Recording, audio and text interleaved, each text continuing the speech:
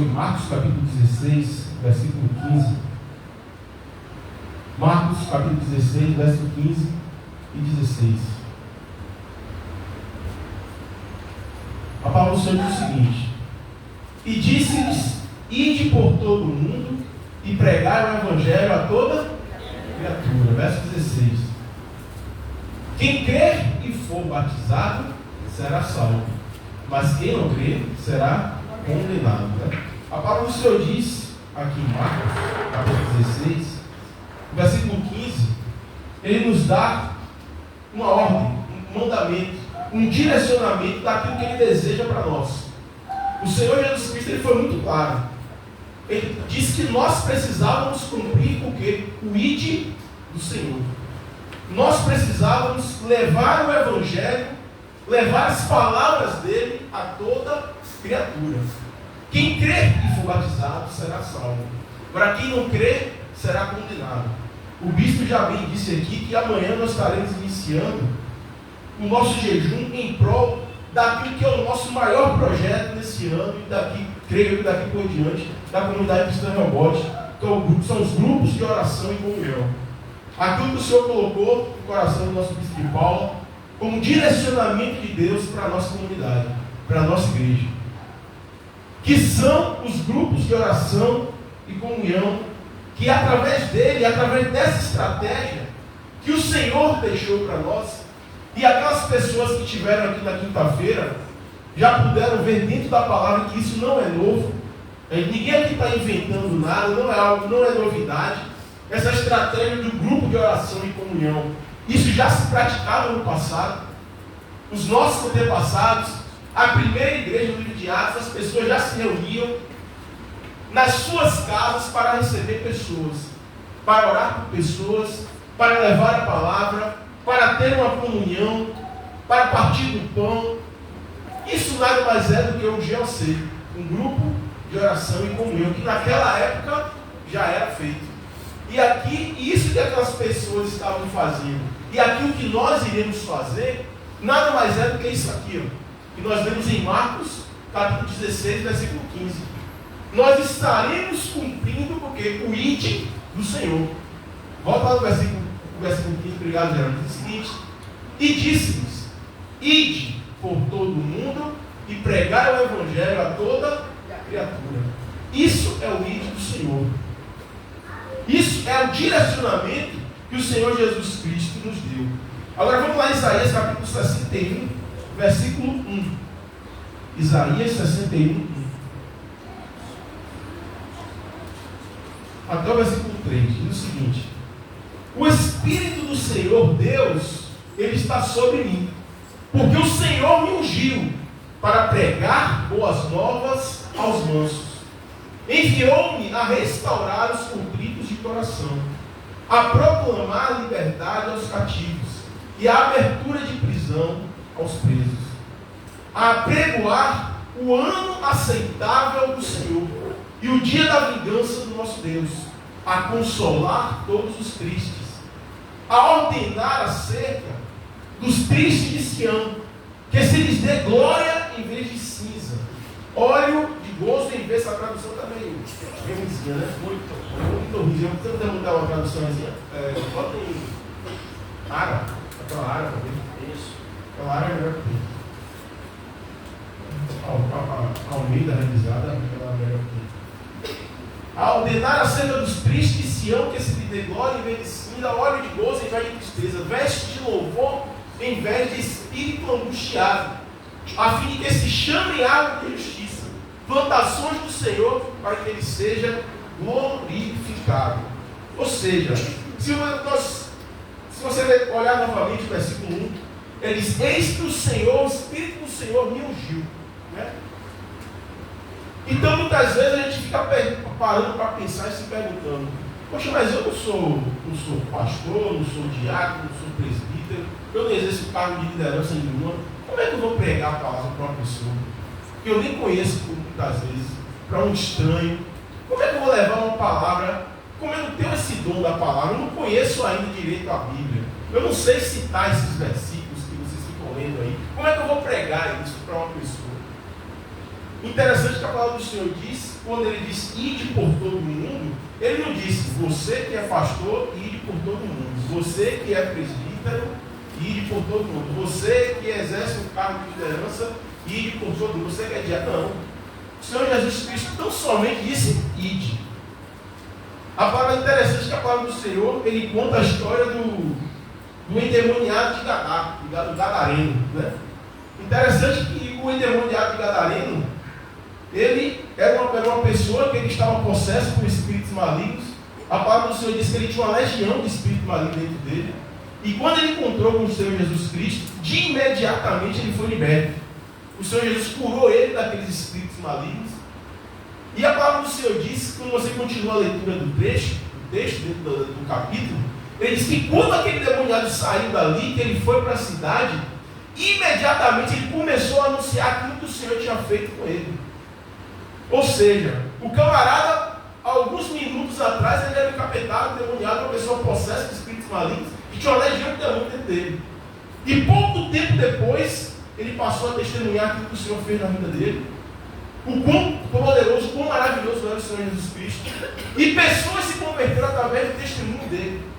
Pessoas que creram no Senhor Jesus Cristo através da pregação do ex-endemoniado. Ou seja, uma pessoa que teve um encontro real com o Senhor, uma pessoa que foi impactada pelo Espírito do Senhor Jesus Cristo, ela não consegue ficar da mesma forma, não tem como ela não anunciar isso para outras pessoas. A mulher se está citando outro exemplo, da mulher samaritana também da mesma forma. Então, a palavra do Senhor diz que elas não exerciam cargo de liderança. Eles não sabiam pregar, não tinham eloquência, não sabiam citar texto de vida, nada disso, irmão. Sabe que quando você, irmãos, escuta uma pessoa que está passando por um momento de dificuldade, você empresta o seu ouvido para uma pessoa desabafar, você está pregando a palavra. Porque ao final desse desabafo, você vai dar um abraço nessa pessoa e vai ministrar a palavra do Senhor e vai orar por ela. Mas não precisa ser uma oração de 10 minutos, meia hora não. Uma oração simples. Você dá um abraço nessa pessoa e diz, Senhor, cura o coração dessa pessoa. Tira toda a dor, tira todo o sentimento, todo o rancor. Senhor Jesus, tira toda a ansiedade, todo o medo, toda a preocupação. Abençoa esse homem, abençoa essa mulher, abençoa essa criança. E você não precisa ser nenhum expert na palavra para fazer isso. Basta apenas você emprestar seu ombro, emprestar seu ouvido. Você no final você dá uma palavra nessa pessoa, ou melhor, você ministrar uma palavra para essa pessoa, você dá um abraço nela. Isso você não precisa de grandes coisas para fazer isso. E o propósito desse GOC, do grupo de oração e comunhão, é exatamente esse. A gente quer algo simples. O que é que vai ser ministrado no GOC? O Evangelho. Mateus, Marcos, Lucas e João. Não precisa nada muito rebuscado, você ir para... Não, no GOC eu vou ministrar as revelações do Apocalipse. Para quê, meu irmão? Nem você entende esse direito, para que você vai ministrar isso lá. A gente precisa, assim, ministrar quem? A vida do nosso Senhor Jesus Cristo. É isso que as pessoas precisam. É isso que nós precisamos muitas vezes. E dentro do GOC não será diferente. Essa estratégia do ID do Senhor é o que as pessoas estão sedentas, é da presença do Senhor, é do testemunho do Senhor. Muitas vezes o que o mundo lá fora não tem, as pessoas ficam buscando diversas coisas. Buscam festas, buscam bebida, buscam relacionamentos, para ver se preenche um vazio que só o Espírito Santo pode preencher. E sabe quando é que você vai preencher? Nunca. Porque existe o nosso corpo, ele é feito de corpo, alma e espírito. Tem pessoas que querem preencher a parte do espírito com coisas que alimentam a alma. E isso nunca vai preencher, ela sempre vai ter o que as pessoas chamam de um vazio existencial, né? O que é esse vazio? É a falta do Senhor. É o Senhor que preenche isso. E quando elas se encontram com o Senhor Jesus de verdade, elas, rapaz, aquilo que estava faltando dentro de mim está completo agora. Agora eu estou cheio da presença. Agora eu estou cheio da graça. Agora eu estou cheio da vida. Eu vivia buscando coisas aqui, coisas ali, no trabalho, é dinheiro, é relacionamento. Tem pessoas que entram em casamento, sai casamento, sai casamento, casa com 10 pessoas, nunca nenhuma está boa, porque ele quer encontrar em pessoas, quer encontrar em bens, quer encontrar em trabalho, algo que só o Senhor pode oferecer. Vamos entender isso, aleluia. E as pessoas lá fora estão precisando encontrar com esse Senhor que nós conhecemos. Existem pessoas lá fora que estão com vazio, com crises e mais crises, que só podem ser resolvidos através da presença do Senhor, com os entendentes de aleluia. E vamos ler novamente o versículo 1. Isaías 61, 1. Pode ir um pouquinho, por gentileza? Mais um, isso. O Espírito do Senhor Deus está sobre mim. Porque o Senhor me ungiu para quê, irmãos? Para que o Senhor me ungiu? Aqui já está a resposta. O Senhor me ungiu, o Senhor me deu autorização, o Senhor me deu legalidade, o Senhor me deu permissão. Quando a palavra do Senhor diz que o Senhor me ungiu, o Senhor está dizendo assim: eu te abençoo, vá lá e faça o que eu estou te pedindo que você faça. Você está autorizado a partir de agora a declarar meu nome. Como a bispa ministrou domingo passado, a partir desse momento nós somos embaixadores do reino. Nós estamos autorizados, como se nós fôssemos advogados, e o Senhor nos desse uma procuração para nós representarmos Ele aqui no mundo. Porque o Senhor já veio aqui uma vez. E Ele só vai voltar a segunda vez do Senhor, já é para nos levar como igreja. Mas enquanto Ele não vier pela segunda vez, nós é quem temos que fazer essa palavra. Nós é quem temos que cumprir esse ID. Porque o quê? O Senhor já nos ungiu. O Senhor já nos deu permissão. O Senhor já nos autorizou. Para quê? O Senhor me ungiu para quê? Está aqui, ó. Para pregar as boas novas aos mansos. Enviou-me a restaurar os contritos de coração, a proclamar liberdade aos cativos e a abertura de prisão aos presos. Aos presos, aos prisioneiros, que está debaixo de um cativeiro espiritual, está debaixo de cadeias espirituais. O Senhor nos deu graça, o Senhor nos deu unção, o Senhor nos deu autoridade para levar essas pessoas à condição de libertos. Quantos querem ser agente de Deus na vida dessas pessoas? Diga aleluia. Vira para a pessoa que está do outro lado assim: meu irmão, vá com fé, fala: meu irmão, o Senhor te ungiu, o Senhor te deu autoridade para ir e pregar a sua palavra. Amém?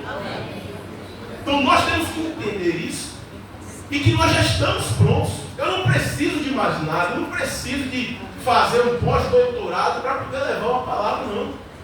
Eu não preciso fazer um mestrado, um pós-doutorado, uma pós-graduação para poder levar o Evangelho, para poder dar um abraço a uma pessoa, para dizer: ó, meu irmão, você está passando por esse momento de dificuldade, mas se precisar eu estou aqui com você. Ó, você está passando por esse momento de luta, mas eu estou aqui pronto para te abençoar, para orar contigo, para te fortalecer. Então você não precisa de muita coisa para fazer isso. E isso é cumprir o ídolo do Senhor. Levar o Evangelho do Senhor é simples. As pessoas complicam demais, querem complicar algo que é simples. A gente estava na reunião de casais ontem, o pastor Leonardo, o pastor Arris, fizeram uma reunião muito boa ontem, o pastor Arris, o pastor Leonardo, parabéns aí pela reunião. E dentre os testemunhos que foram dados ontem, a irmã Miriel, que ela não está aqui presente hoje, ela compartilhou exatamente isso. Ela chegou para a gente e disse: rapaz, às vezes as pessoas complicam coisas que não precisam ser complicadas. Eu, por exemplo, eu sou uma pessoa muito simples.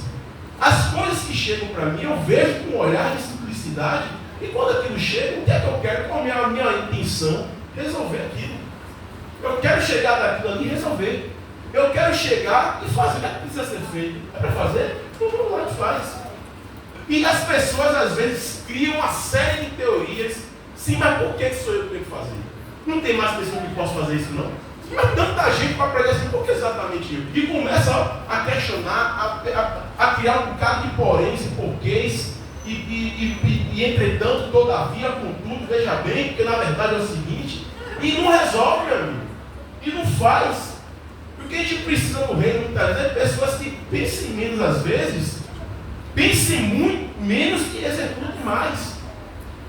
Torne as coisas que na sua cabeça são complexas em algo simples.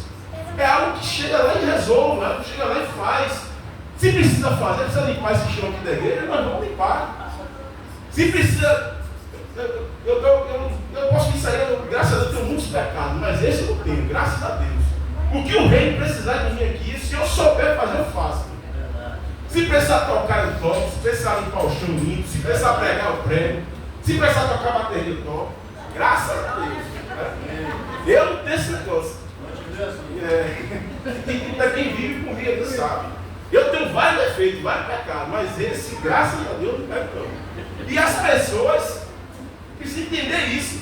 Ah, mas agora eu sou pastor, eu não posso fazer isso. Agora eu sou bispo, eu não posso mais na bateria. Agora eu sou aquilo. Irmão, isso aqui é caro, a gente precisa servir o reino. Quanto mais a unção vem, para você servir mais ainda. Quanto mais você dá, você precisa servir mais. Vamos entender isso, aleluia. Então nós precisamos entender que nós temos que tornar o reino de Deus em algo simples, como o nosso Senhor Jesus Cristo, ele era simples. Interessante quando a gente passa para acompanhar, vamos abrir a palavra do Senhor lá em Mateus, capítulo 8.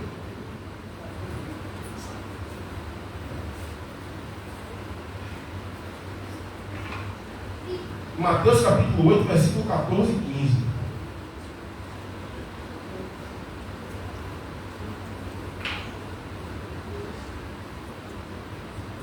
A palavra diz o seguinte: e Jesus, entrando em casa de Pedro, viu a sogra deste acamada e com febre, verso 15, e tocou-lhe na mão, e a febre fez o que, irmãos? A deixou, e levantou-se a sogra de Pedro e serviu a todos ali que estavam naquele momento. Agora vamos ver um outro texto aqui. Olha o capítulo 15, versículo 21. Mateus capítulo 15, versículo 21. 15 e 21. Mateus capítulo 15. 21. Verso 21. E partindo Jesus dali, foi para as partes de Tiro e de Sidom. Verso 22. E eis que uma mulher cananeia, que saía daquelas cercanias, daquelas redondezas, clamou dizendo: Senhor, filho de Davi, tem misericórdia de mim, que minha filha está terrivelmente endemoniada. Olha o segundo texto, vamos ler só mais um agora. Vamos lá em Mateus 15, ainda no capítulo 15, agora o versículo 32 agora. E Jesus, chamando os seus discípulos, disse: tenho compaixão da multidão, porque já está comigo há 3 dias, e não tenho o que comer. E eu não quero despedir essa multidão toda em jejum, para que não desfaleça no caminho, só até aqui por enquanto. Olha como o nosso Senhor Jesus Cristo, ele era simples e ele era objetivo. Nós vimos aqui 3 textos da Bíblia. O primeiro falava da sogra de Pedro. Qual era a necessidade da sogra de Pedro, irmãos? Ela estava o quê? Doente, estava enferma. Ela estava com febre. E um doente precisa de quê? De cura. Então, o que foi que o Senhor Jesus Cristo deu para a sogra de Pedro? A cura. Então ele não fez uma tese, vamos lá ler aqui um estudo teológico para saber identificar qual é. Não, irmão.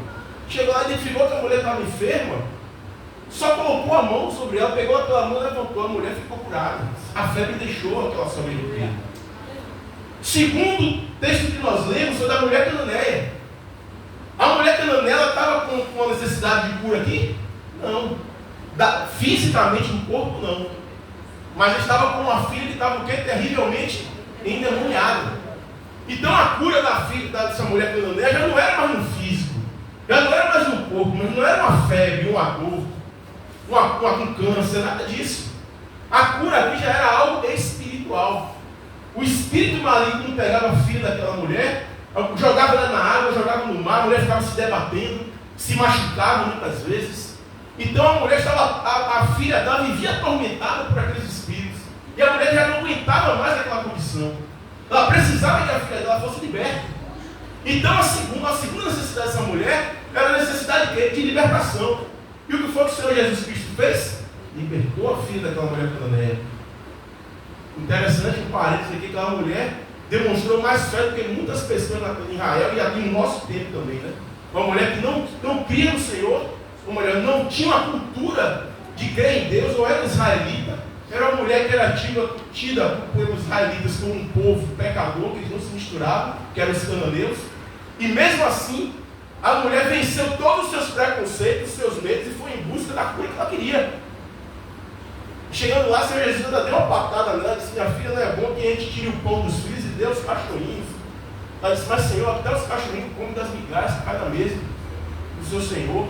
E quebrou o coração de Jesus ali. Deu um tapa de pelique no Senhor Jesus. Disse, rapaz, eu nunca encontrei tanta fé assim, nem mesmo em Israel. Pode ir lá que sua filha está curada. Por causa da fé daquela mulher.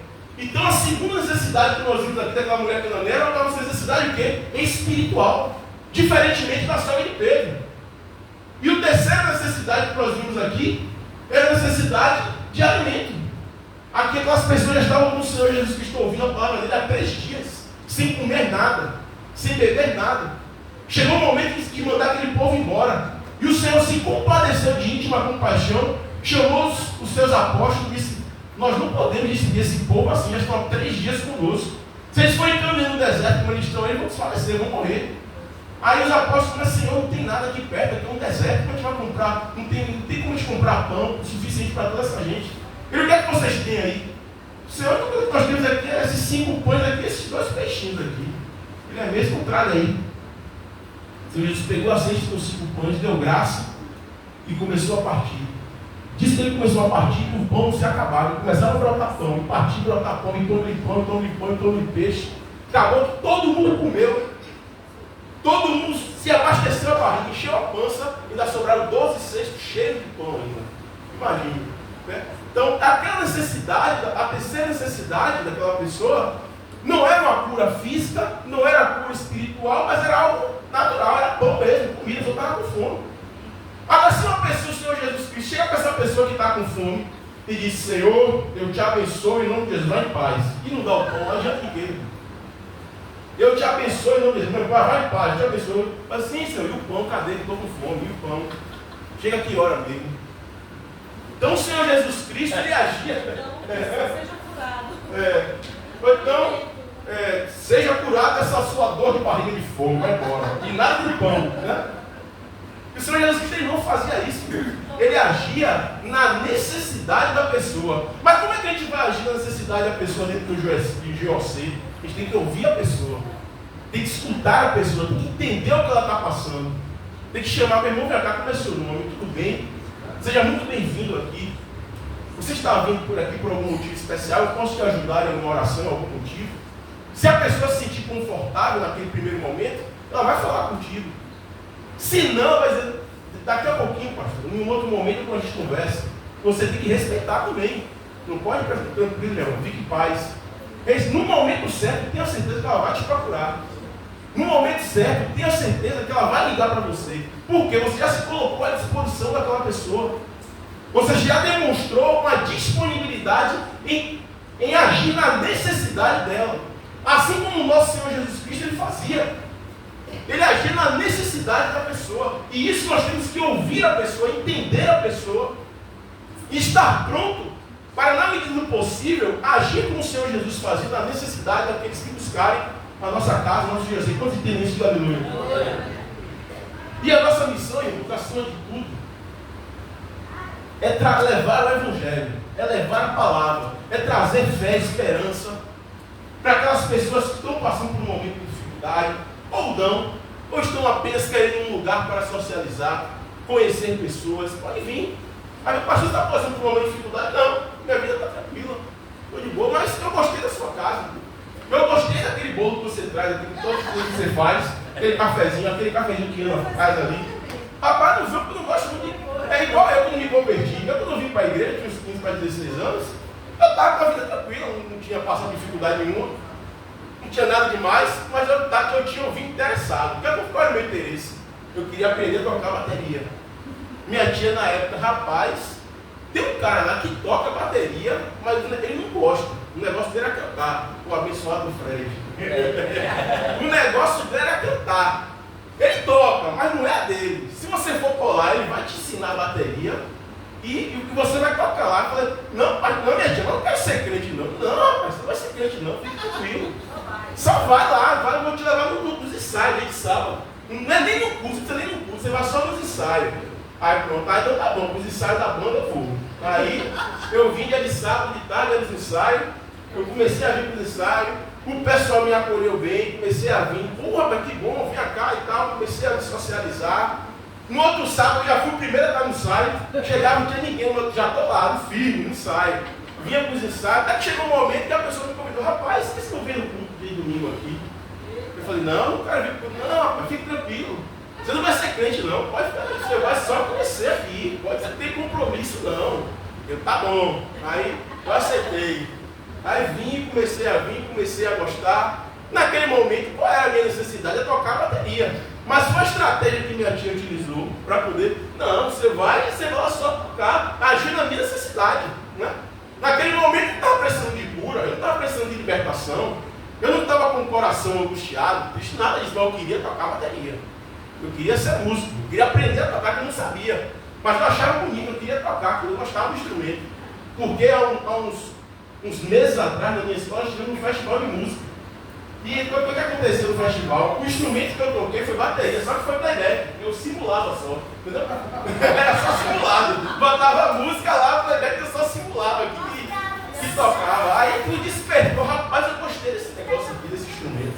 E me despertou para tocar. Já era o Espírito Santo de Deus mexendo dentro do meu coração, aquilo ali para poder o Senhor Jesus me pegar na virada da esquina ali já.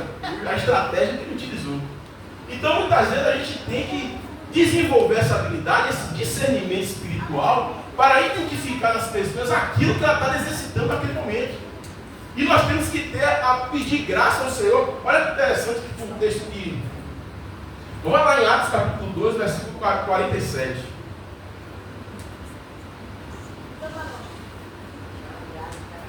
Atos 2, 47. Louvando a Deus e fazendo o que, irmãos? E caindo na graça de todo o povo. Todos os dias acrescentar o Senhor à igreja aqueles que iam sendo salvos, aqueles que se haviam de se salvar, né? Mas antes das pessoas se salvarem, o que é que as pessoas aconteciam? Ela caía na graça da igreja. As pessoas chegavam e diziam, rapaz, eu gostei daqui, rapaz. Eu gostei do pastor, eu gostei dos irmãos aqui, me acolheram bem. A pessoa se sente bem, se sente acolhida. Isso é cair na graça das pessoas. Você entende isso? Aleluia. Então, muitas vezes nós temos que pedir graça ao Senhor, para que quando as pessoas adentrarem a nossa casa, nosso GOC, a gente caia na graça dessas pessoas. As pessoas se sintam bem, seja por causa do cafezinho, seja por causa do bolo, seja por causa da oração, seja por causa do abraço do irmão, seja porque ela alcançou uma cura, ela foi curada, seja porque o filho dela foi liberto, não importa. O que importa é que o Espírito Santo de Deus vai mover na vida daquela pessoa. Quantos querem isso para a sua vida? Aleluia. Então, isso é o que o Senhor quer de nós. E essa oportunidade que nós estamos tendo agora de cumprir esse ídolo do Senhor é algo muito, muito prazeroso, porque nós estamos cumprindo aquilo que o Senhor Jesus ordenou, que é levar o Evangelho dele, levar a palavra dele para aquelas pessoas. É fazer com que aquelas pessoas se sintam cada vez mais acolhidas. Com o Senhor de Deus, diz aleluia. Vamos voltar em Atos capítulo 2. Olha o versículo 42. Ó. Atos 2, 42. Diz o seguinte: e perseveravam na doutrina dos apóstolos, e na comunhão, e no partir do pão, nas orações. Verso 43. E em temor, ou melhor, e em toda a alma havia temor, e muitas maravilhas e sinais se faziam pelos apóstolos. Verso 44. E todos os que criam estavam juntos, e tinham tudo em comum, e vendiam suas propriedades e bens, e repartiam com todos, segundo cada um havia de mistério. Verso 46. E perseverando unânimes todos os dias, aonde, irmãos? No templo. E partindo com pão, aonde, irmãos? Em casa. Comiam juntos com alegria e singeleza de coração. Ou seja, aqui na igreja primitiva, em Atos capítulo 2, o Senhor já nos deu o modelo do que é um GOC. Ele já disse tudo aqui. Ele já disse o que precisa ser feito. É perseverar na doutrina. É através da unção que não tem mais apóstolo, agora que somos nós. É através da nossa oração libertar pessoas, curar pessoas. É perseverar unânimes no templo. Trazer aquelas pessoas no GOC. Tirar da terça-feira para que elas venham no domingo. Convencer essas pessoas para que estejam junto conosco aqui no templo no domingo. Então são ações que estão aqui que nós temos que entender que é o partir do pão, que é ter um momento ali de um coffee breakzinho, partir do pão, jogar uma conversa fora. É nesse momento, muitas vezes, que a pessoa sente liberdade de conversar algo que no momento do culto ela não tem, que está na frente de todo mundo ali. Aí você para um momento para tomar um cafezinho, a pessoa encosta com você e abre o coração. Diz, poxa pastor, eu gostaria que o senhor orasse comigo. Aconteceu algo, isso na minha vida. Quando terminar aqui o culto, eu gostaria que o senhor orasse comigo, porque eu estou preocupado com isso, por conta disso. E é nesse momento que muitas vezes você acha que é uma besteira, quer levar um bolinho, quer levar um cafezinho, quer levar uma bolachazinha. Você acha que é uma besteira muitas vezes, mas isso é um sinal de cuidado. É um sinal que você se preocupou com aquela pessoa que está para chegar na sua casa. Logicamente você vai fazer isso todo dia? Não, senão falha firma, né? Não é todo encontro que você faz. Porque senão fica caro e dá trabalho. Mas tente pelo menos uma vez no mês, uma vez a cada 15 dias, você define a frequência e a sua disponibilidade do seu bolso, você que sabe. Mas isso é importante, isso gera comunhão, isso gera cuidado com a pessoa. Nesses momentos, aquele momento, até porque não é um grupo muito grande, já sei, o propósito é que você tenha uma média de 15, 20 pessoas. Pode ter mais, pode ter menos, pode, mas é uma média. Então, para esse quantitativo de pessoas que vai estar ali na sua residência, na sua casa, em média, frequentando, é um sinal de que você, como o líder daquele anfitrião daquela casa ali, aquela pessoa que estará abrindo as portas da sua casa para receber essas pessoas, isso mostra o cuidado que você tem com elas, o zelo que você teve com elas. A pessoa, poxa, ela se preocupou em fazer um bolinho para mim, ela se preocupou em trazer um cafezinho quente para mim. Então a pessoa se sente muitas vezes ministrada por um café. Então aí muitas vezes esse café é a oportunidade que você tem de conhecer a pessoa, de ela abrir o coração com você, de ela conversar algo que no momento do culto você não teria a oportunidade de falar. E aqui em Atos capítulo 2, a partir do versículo 42, ele cita o modelo do que é o GOC. O modelo do que é que o Senhor tem para nós. Aquilo que o Senhor estabeleceu como um modelo de igreja. E esse é o que é o nosso alvo que nós temos que perseguir. Vamos entender isso, aleluia. Por último que a gente vem orar, irmãos, eu gostaria que você voltasse lá em Isaías capítulo 61, versículo 1. Eu gostaria de ratificar isso. Que eu e você, nós já temos a unção do Senhor. O Espírito do Senhor Deus está sobre mim. Porque o Senhor me ungiu para pregar as boas novas dele. Não, nós temos que entender isso, deixar muito claro. Nós temos que retirar toda a seta maligna, toda a voz demoníaca que diz que você não é capaz. Você não pode pregar isso. Você é envergonhado para isso. Você não consegue fazer isso. Irmãos, entenda, o Senhor já nos ungiu. O Senhor já nos autorizou. E a gente muitas vezes fica preocupado porque a gente acha que nós temos que converter aquela pessoa. Nós temos pela nossa força que fazer o milagre. Nós temos a responsabilidade de curar o filho daquela pessoa, o marido, a esposa. Não, irmãos. A nossa obrigação é orar. A nossa obrigação é abrir a boca. Se ele vai ser curado, se aquela pessoa vai se converter, se ela vai ser liberta, se ela vai ser... Quem tem que a responsabilidade é do Senhor. Quem deu a ordem foi Ele. Quem tem que garantir é Ele. Nossa missão é cumprir o ide dele. Não foi o que Ele disse? Ide por todo mundo e pregar o Evangelho a toda criatura. Quando nós fazemos isso em fé, debaixo da palavra dele, tenha certeza que Ele vai garantir. Não sou eu, não é você, não é Mira, não é Carlos, não é a pessoa física que está fazendo isso. É pela palavra do Senhor, é pelo nome de Jesus Cristo que nós temos que orar. É através do nome do Senhor que nós temos que apregoar. Porque isso nos garantirá a vitória. Porque a palavra dele não volta vazia, irmãos. Vamos entender isso, aleluia. Então nós temos que retirar da nossa mente que a responsabilidade pela conversão daquela pessoa não é minha. Se aquela pessoa vai ser liberta, se vai ser curada, pouco importa. O que nós temos que fazer é abrir a boca. Como a bispa também ministrou semana passada, em Isaías 37, a respeito do vale de ossos secos. Foi o que Deus disse, Ezequiel 37, pessoal. Foi o que Deus disse para o profeta: abre a sua boca e profetiza, meu. O resto é comigo. Eu só quero que você abra a sua boca e profetiza. O resto eu garanto. E o que o Senhor dizendo para nós aqui essa noite, abra tua boca e prega o Evangelho, só isso. Amém. Porque Ele vai garantir. Quantos entendem isso? Aleluia. Aleluia. Quantos vão abrir a sua boca e vão pregar com o permito do Senhor na vida das pessoas? Aleluia. Vamos ficar de pé todos agora, irmãos, em nome de Jesus.